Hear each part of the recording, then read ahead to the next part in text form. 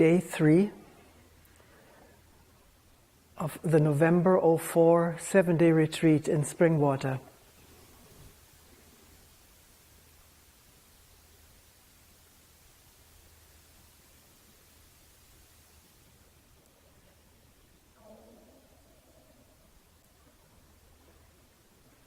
What a surprise this morning, a white world.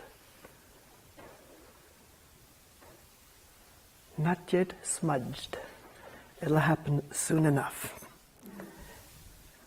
Very clean and white. I happened to pick up this Mary Oliver book this morning, Why I Wake Early. A good friend sends me these Mary Oliver books as they come out of the oven. And this is the first poem. I thought it was so appropriate. Well, the sun has disappeared, but who cares? It says, "Hello, sun in my face. Hello, who you make the morning and spread it over the fields and into the faces of the tulips and the nodding morning glories, and into the windows of even the miserable and the crotchety. Best preacher there ever was, dear star, that just happens to be where you are in the universe to keep us from ever darkness, to ease us with warm touching, to hold us in the great hands of light. Good morning, good morning, good morning. Watch now how I start the day in happiness, in kindness."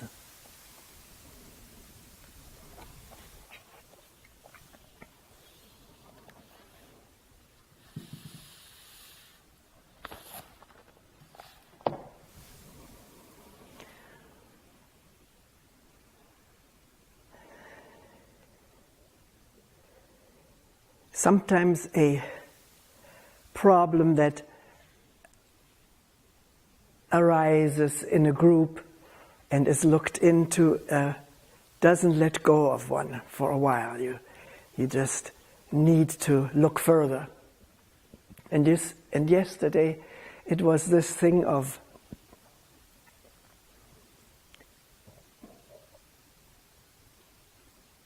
compassion for somebody who does very evil things, or let us say, I don't like that word, I don't use it. So let us say, confusing human beings' minds with falsehoods for the sake of power, advancement of one's own personal cause and might, and those of people that one likes to see in power. And trampling over human beings in the process, over institutions, freedoms, and so forth. And what I tried to put forth, not too successfully maybe, was if you really forget about what the person did to me or to us, or the evaluation in ethical terms, if you forget about all of that and zero in, as it were, on the life of this person. In this case it was, what is his name there? Karl Rove. But we mentioned others, and there's Hitler, there's Saddam Hussein, there are endless names can be brought up from memory.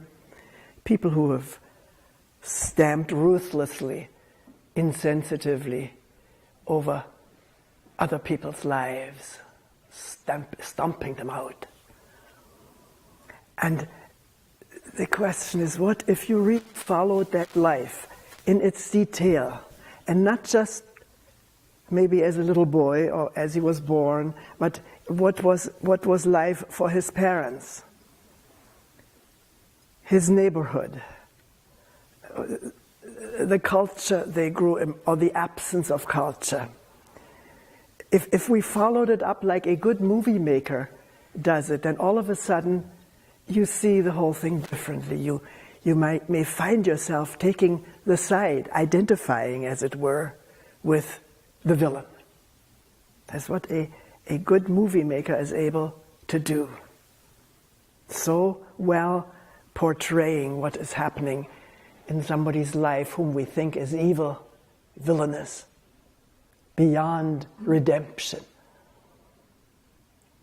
And suddenly something changes. You begin to understand better where our actions come from.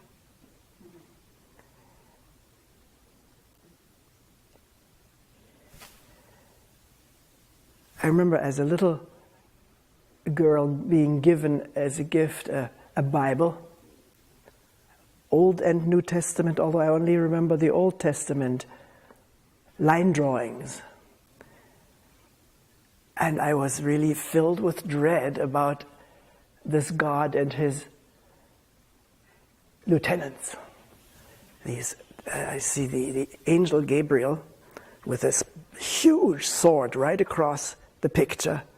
No, right now I'm seeing Michelangelo's thing there in the Sistine Chapel, and Adam and Eve sort of crouching and looking back and being thrown out of the paradise with a sword at their necks. They weren't killed, as we know, or else we wouldn't be if they were, if you believe that kind of thing. And then there were so many things.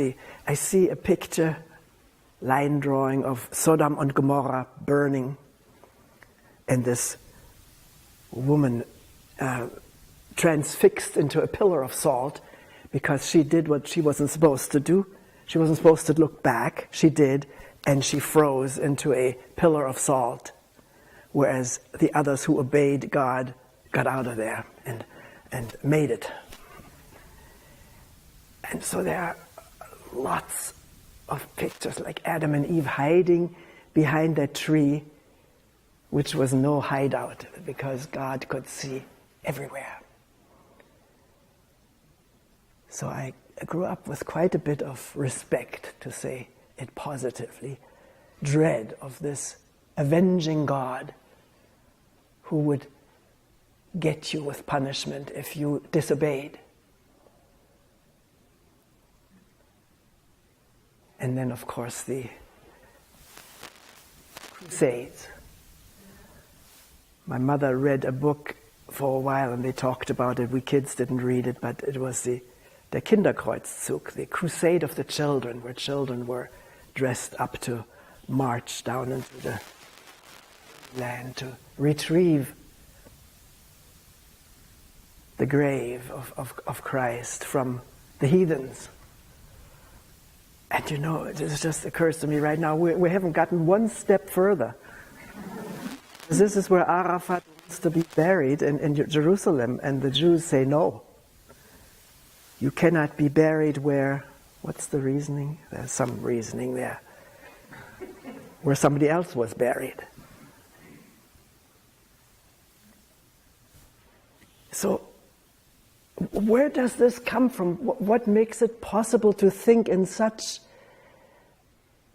distorted or categorized, separatist categories? What makes it possible?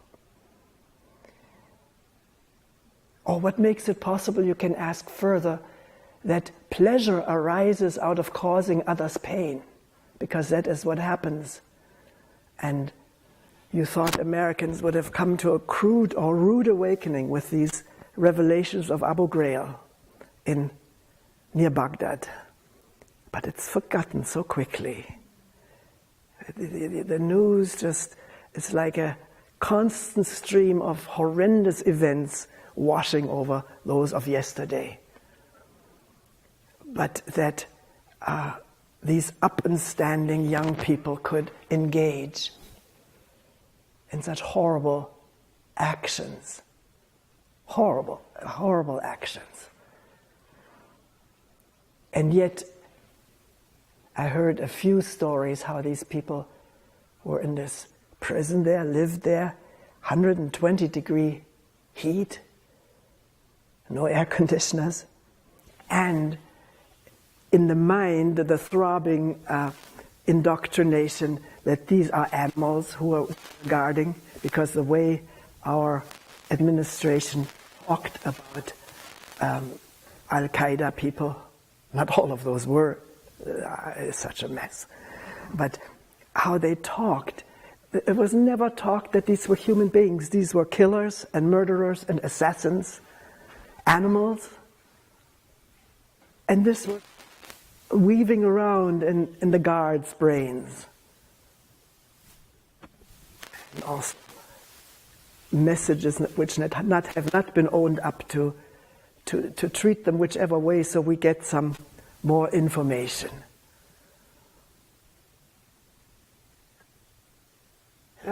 These were Americans, our boys and girls.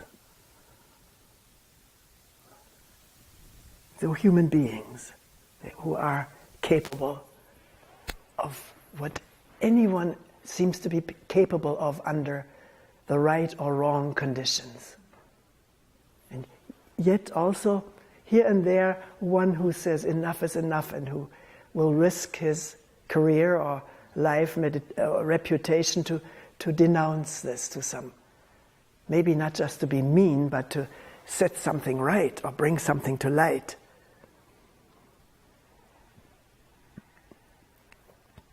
What comes also to mind right now, I recently saw a movie which is called The Pianist. Der Klavierspieler, did you know that? Did you see that? A pianist, a Polish filmmaker. I wasn't going to see that movie because I wasn't going to expose myself to this pain. And then I saw it someplace in the catalog or the store for $3.95. Which I can't pass up. And so beautiful with his big, sad eyes and this haggard face. So I thought, I will see whether I can take it. I must be able to take it after all. Get into a meditative place and look. And I'm not sorry, even though it was a very, very painful viewing. This is, and there are things in there which I did not know, because this was taken by Polish people in Poland about the life and death of Warsaw. How it was for the Warsaw Jews. I'd heard about this and known about it in a way, but this was an unbelievable portrayal of what was going on for Jews there, and the glee and of power of the occupiers.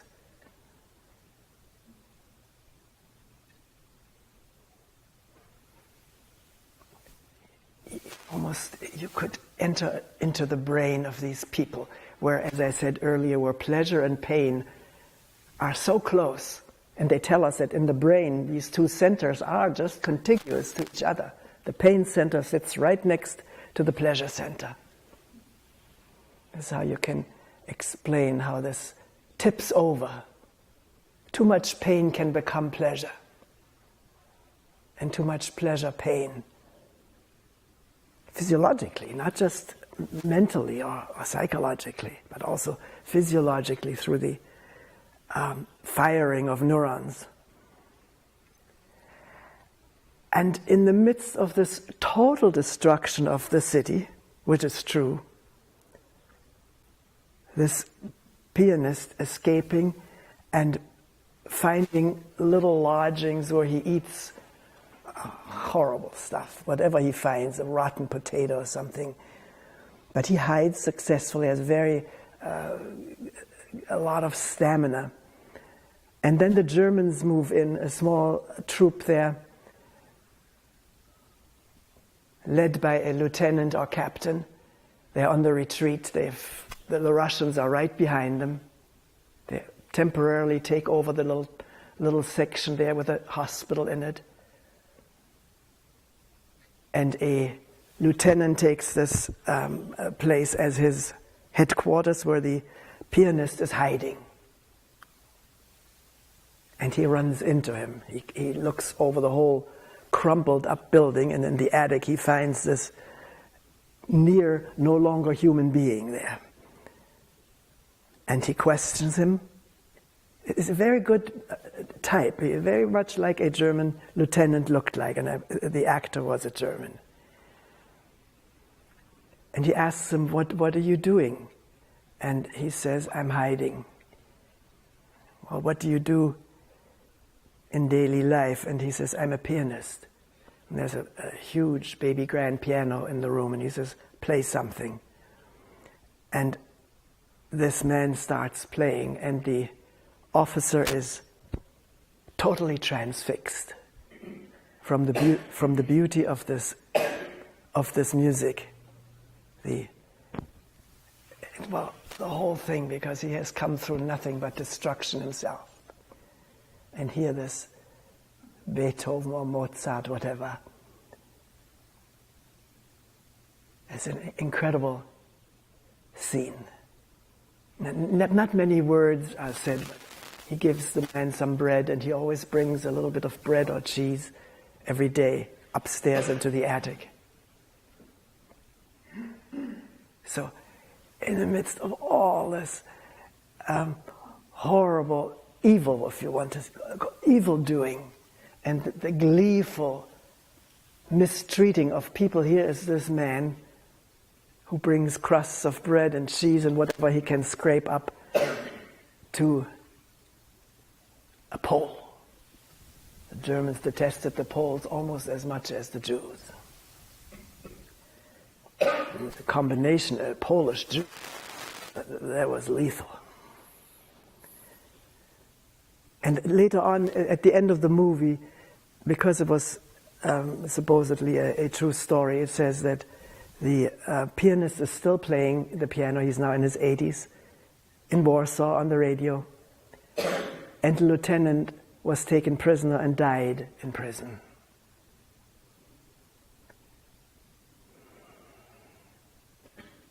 So, where do we draw lines, or do we need to draw lines? Or is all that is needed is forget about the lines, let them disappear, so we see each other and each other's situation how it is and how it was, as it is, as it was, with a tremendous amount of quite natural empathy which comes when we're not beset with our ideas. We have to become aware of our ideas and their power and how we defend them. If you question my ideas, the whole Defense Department springs into action with missiles. To watch that, and even you smile, or to be bemused by it even. How ridiculously similar it is for an individual as for a whole country or tribe. That's why we said yesterday and all along, watch inside, and everything is there. Maybe not to the degrees that it becomes some places. But the possibility is there in all of us, either for ignorance, darkness, living out of our unquestioned conditioning, or a ray of light of beginning to question ourselves. Noticing the fear that comes up because we're afraid of ourselves, of what we will discover. Sometimes when someone comes back here after having not been here for years, and I ask, how come you didn't come back? the person will say it was too hard, the work was too hard. I didn't want to see what revealed itself. I think we can all understand that. But what makes it so hard or impossible is just the clinging to an image that the brain has manufactured. You don't have to cling to it, you just see it as brain-made. Made in the brain. And the attachment, because there's security in being somebody, and being a certain national, belonging to a group. Hopefully, this group will be my protection, my saving. Maybe not. Sometimes it's very disappointing that my people don't stick by me. But usually, we have a way also through our inheritance, our DNA, to stick up for each other. This is old inheritance. The animals do it in their marvelous tribal behavior. Sticking up for each other and defending against the outsiders. There's nothing new for human beings.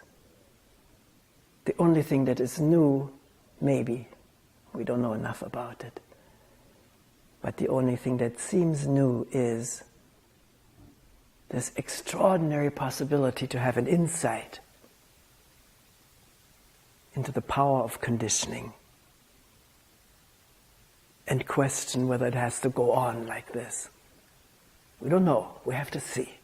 We question. And as we found out yesterday in a group, the moment you question, you're already out of the pull of the chain. It's a moment of, is that so? Or why is that so? What's happening? And the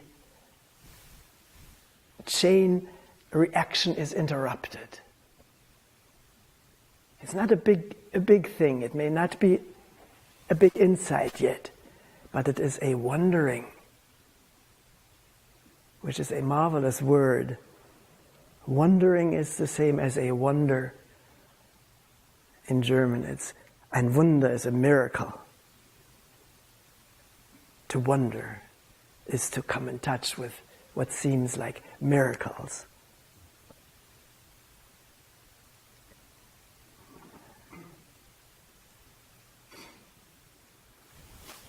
So, if you say, and I don't hassle with anyone, if you say, this is beyond understanding what people do or have done, for the moment, for the time being, it's beyond understanding. But if this thing does not let go of you, and you need to question and probe deeper and deeper, there's no end to the depth of probing, then maybe understanding will dawn.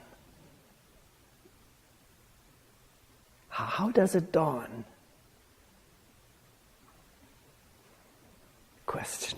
Questioning oneself deeper and deeper. What is this me, this I, that has such need for security and comfort and pleasure?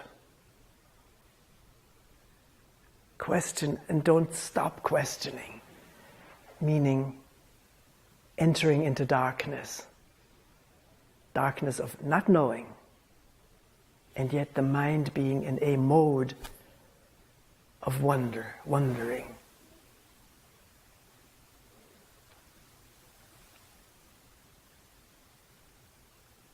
So there is nothing left to cling to, or to defend, or to fight. It's just everything here in such an utterly simple, marvelous way.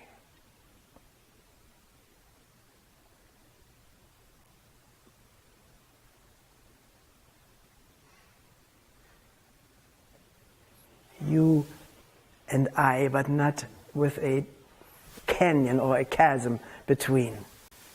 No chasm, no dividing line, no seams.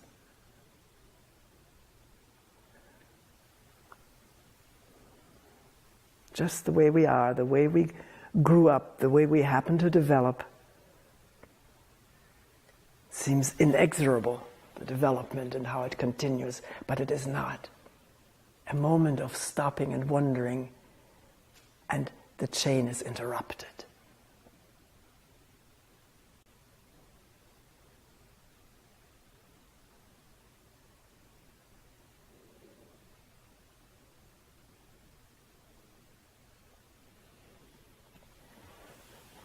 A good way to observe is this whole imprint or imprinted, conditioned response of revenge. Watch it. Watch it. Somebody says something to you, does something to you, or somebody that you feel identified with, close to. And watch the brain registering it. Maybe you're not aware. Maybe it happens unawares, but it happens. This need to avenge a deed, a misdeed, something hurtful to me, my family, my tribe.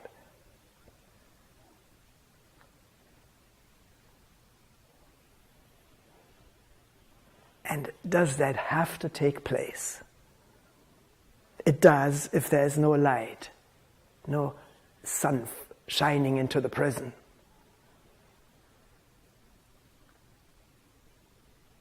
But if there is a ray of sun lighting up this little seed, this little registration of what happened, with its tremendous energy to find revenge, then watch it and wonder what it has to be. What comes to mind right now is I think I saw that in 60 Minutes. There was a portion of the secretary to a German doctor, Dr. Mengele, you may have heard of him. He did experiments on prisoners in concentration camp. And he had picked for his secretary a beautiful Jewish woman whose daughter in front of her eyes he had killed or thrown into the oven or something. But she was his mistress and secretary. And she survived the whole thing, and she was interviewed. Still a very, very beautiful face, but distorted with hatred. And for the moment when you hear what had happened to her, you can so understand this. Feel with it. And when she was asked about what she was hoping would come of this trial, she said with her face just lit up with hatred, I don't just want him to die or to be hung. I want him to suffer. And her face expressed already the anticipation of pleasure to see this inhuman person suffer. Not enough to have him die. And this is a very common thing here. It's, to me, very hard to understand emotion in victims of, or parents of victims of murder, that they cannot, they do want these people to be executed or in a painful way. Not all. There are exceptions. But it is particularly strong in this country.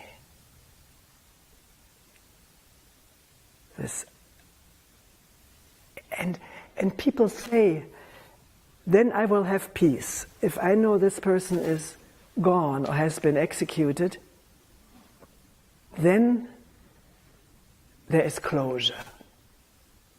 That's amazing, isn't it? Meaning, is that true? The brain will then be quiet and not bring it up anymore because it has sort of its red meat.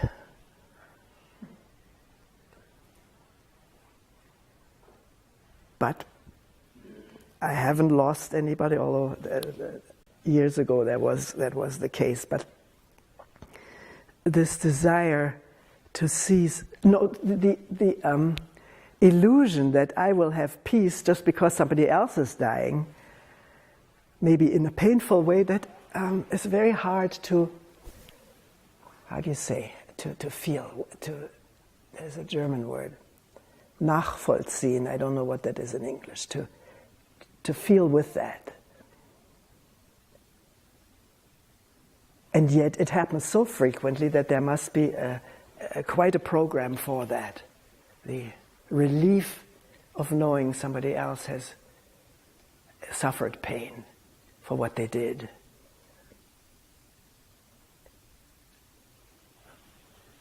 Not even knowing whether people don't suffer pain anyways, because these things are often done on momentary impulse, and then comes tremendous regrets for many people,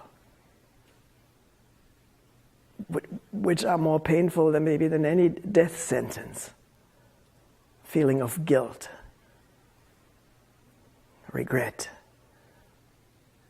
shame. So, can we put it all bare on the table? Expose all of these inner movements and conditionings and hopes and desires on the table, and shed the light on it and wonder about it, look at it, and maybe just by awareing it all, what goes on in you and me, us and them, maybe to aware it is enough. Maybe nothing more is needed, because awareness is more than factual happening. I was going to talk about that today, but there's no time. We'll do it tomorrow or the day after. Because somebody said, how can you say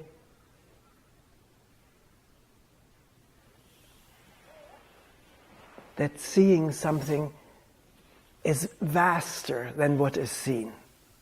Yeah. It may be unclear to people that there is something vaster than the facts. And to just say in a quick word, but we may go into it together in group this afternoon, what is vaster is this mind that is looking, that is awareing, emptied of itself, of its petty desires, petty grievances, petty hopes and fears and identities, sort of empty, not with a golden light shining through. It's just empty to look, to aware and see things the way they are in space, that asks for no revenge.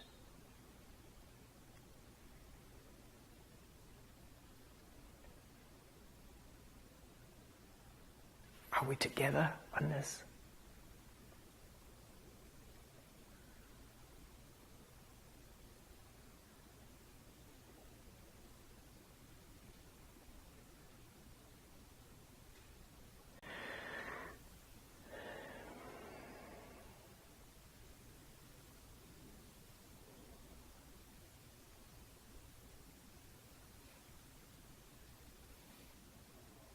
We will end here for today.